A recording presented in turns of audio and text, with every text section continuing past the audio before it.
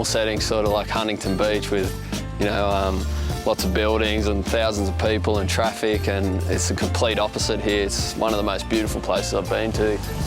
This West Coast is a jewel. It's an actual jewel. When the sun comes out, this place shines, and it's just, you know, it's just alive, and it's beautiful, and it's got color, and the clouds can come in and break. It can get a little rainy, a rainbow can come out. It can all happen in one day. You know, it's unbelievable. The first day we got here, it was sunny. It was cold but sunny, and I was like, wow, you know, this is going to be like this. And then, you know, I spoke to a few of the locals, and they're like, you know, take as much into today as you can, because you're going to get rain, you're going to get cold and wind.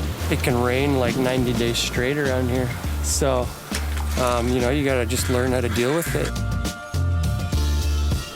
We're right on the open Pacific Ocean, so when the surf comes in here, it's coming unchecked from hundreds of miles away.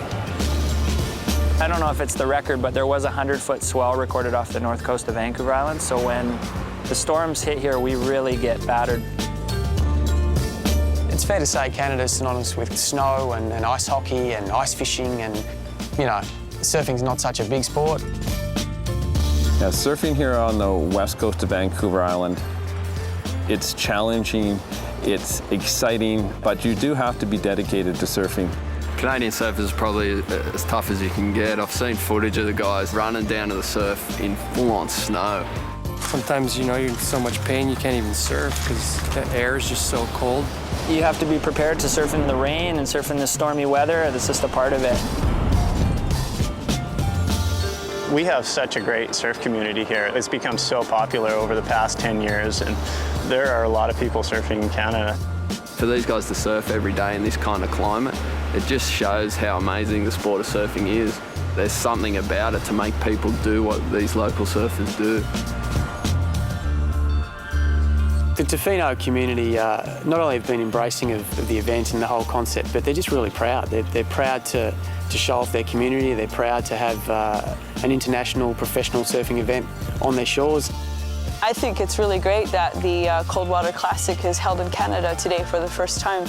You got the best guys in the world coming to surf the waves that you grew up surfing and surfed your whole life. I talked to a couple of the local guys, and they were freaking out. They were excited just to paddle out and sit in the lineup and watch. For a lot of Canadians, this is probably the best surfing they've ever seen.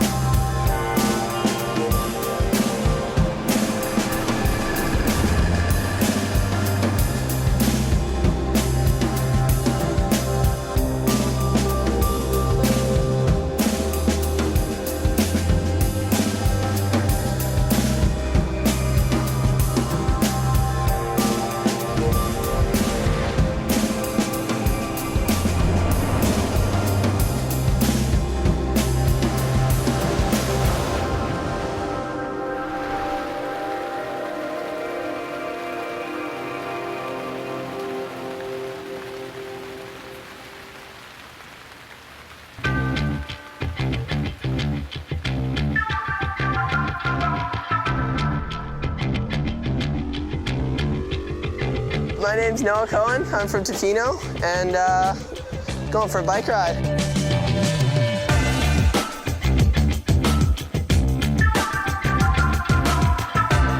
Noah Cohen is a great kid. I don't know what else I can say about the kid. I've known him since he was a little tiny grom at the skate park, and he's turning into an amazing surfer. People around town love Noah. He's a good guy, great heart, funny man, and yeah, he's a really great ambassador. Comes in here, gets drunk, gotta slap him around a bit, but he's a cool guy. A couple of my friends, when I was about maybe 12 or 13, they kind of got me out to the beach boogie boarding, and then from there, it was just a natural thing to grab a surfboard and go out and try it, and basically as soon as I tried it, I loved it. You know, a lot of the guys, Sep and Pete and Raph, we all played roller hockey together, and that's actually how I met those guys. We've kind of taken him under our wing and take him on the boat, take him to all our spots, you know, make sure he's taken care of. I just love surfing with the kid. He's super exciting in the water, you know, really new school approach, loves doing big moves and big airs, and he inspires me to be a better surfer. Having a small community of guys that are at that level, it does push the rest of the surfers around them for sure. And, you know, you watch the way Pete surfs, how can you not, you know, be inspired to get better, right? To be honest, if you asked me 5 years ago if we were going to have a 6-star WQS in Tofino, I probably would have laughed. It's pretty cool to see how stoked everyone is, and they're really showing support, and we appreciate it for sure.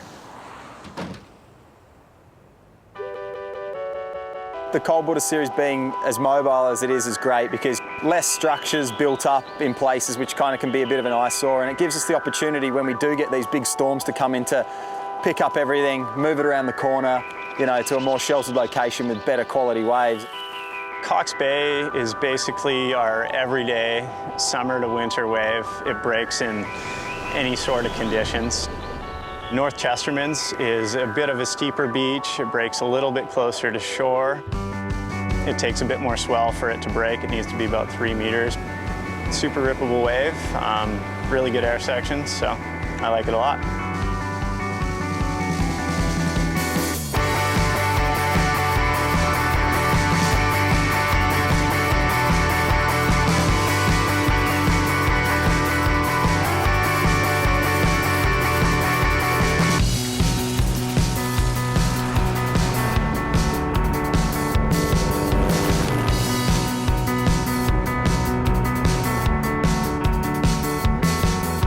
In between the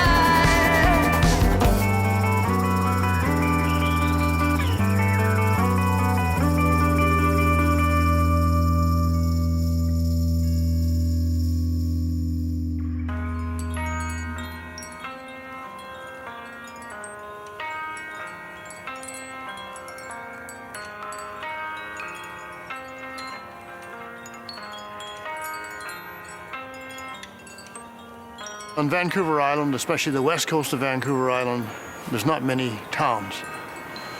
So therefore, it's mostly wild area.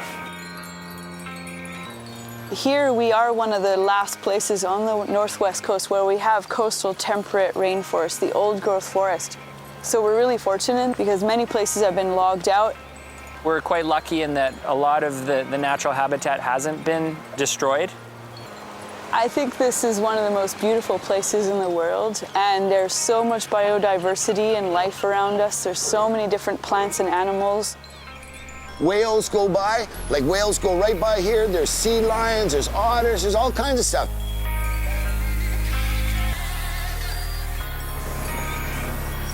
Well, the Clayoquot Sound Biosphere Reserve is a 350,000 hectare chunk of land and ocean that's been designated under the UNESCO Biosphere Reserve Program. This particular special place was designated in 1970 through tremendous efforts by local First Nations communities and local leaders. The biosphere comprises three main areas: a huge core protected area, a buffer zone or a transition zone in which minimal activities can take place, usually around conservation, and of course an area that they call a zone of cooperation, which is where you see most of the development. It's a really broad mandate that we have, but at the bottom of it, it's really understanding that balance between people and the ecosystems that exist here.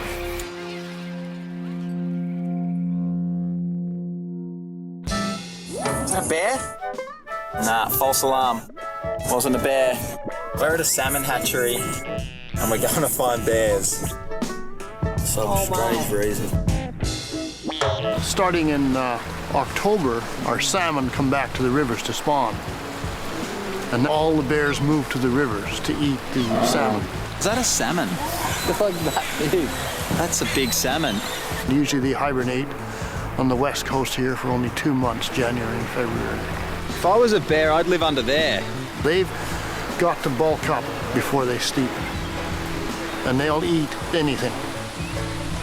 Yes, this is what I came for. Hey, boo-boo. Black bears.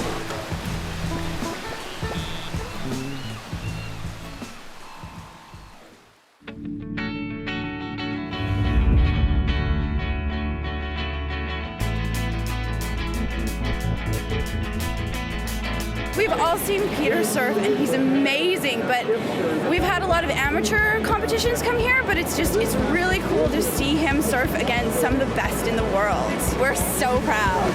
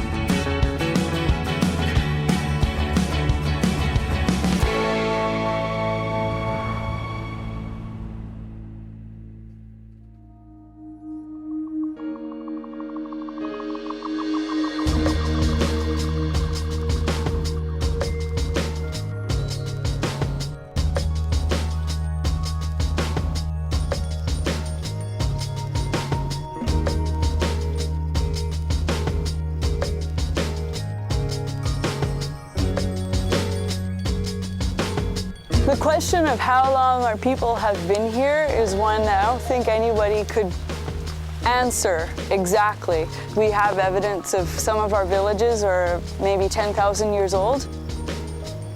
Before contact, there was like more than 10,000 people just on this peninsula of one tribe.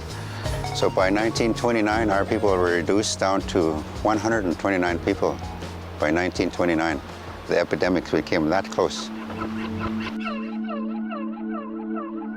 On the west coast of Vancouver Island, we are the Nuu-chah-nulth First Nations group. Nuu-chah-nulth literally means people of the mountains and the sea. And the two are very, very interconnected. We have a saying in our language, Hishuk ish tsawak, everything is one, everything is connected. We didn't have a written language here in the Nuu-chah-nulth language until about, 20 years ago. And the totem poles that you see are all basically stories.